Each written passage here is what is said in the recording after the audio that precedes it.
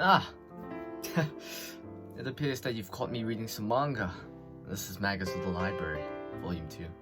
Let's put that aside for now. So, what have you come here for? Well, obviously, you're here to find out what's the difference between the manga, manhwa, and the manhwa. Where shall we begin? Mangas. That's the most known of the three. Why? Because that's what most animes are usually adapted from. Now, they are the Japanese comic books. They're typically read from right to left, and it's usually all in black and white. Here's an example. Black and white, and you read it right to left. If you opened a book on the wrong page, say the back side, you would get nothing. I'm kidding, this is the wrong book to use it on. Let me find another one. Take this book for example.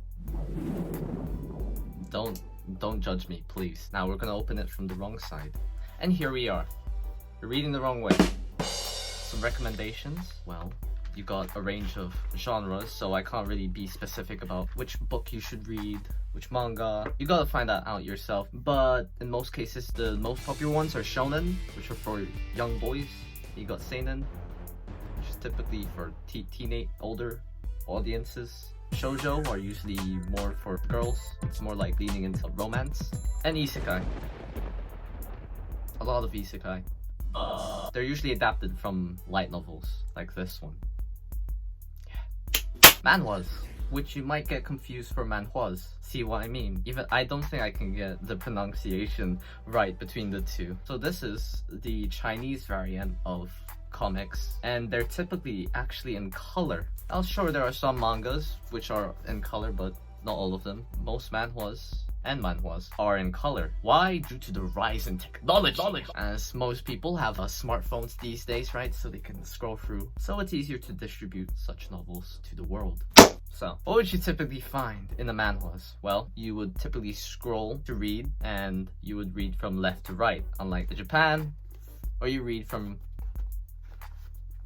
right to left. What are the genres? Again, it's the same like mangas, except most of their stories, at least the ones I've read, it's all about cultivation. I'm pretty sure there's an anime on Netflix called The Daily Life of the Immortal King. That's the gist of what most manhwas are about. Some about reincarnation, kind of like the isekai genre. So lastly, but not least, are the manhwas, which are basically like the manhwas, Chinese comics. They do differ in the types of stories they bring about. Again, they're all like the Japanese manga, where they have many genres. Now, manhwas could also go under a different name. It could go under webtoons. Some manhwas are adapted from web novels, which are basically the light novels of China and South Korea. Manhwas are South Korean, and I think North Koreans are trying to make their own comics. Web novels.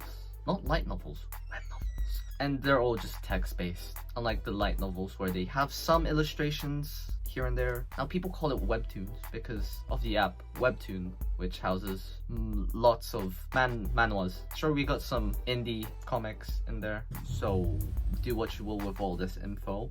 This has been me, the person who talks into the camera, who talks by themselves.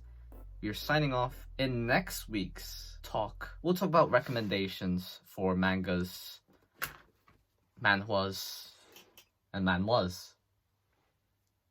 Bye!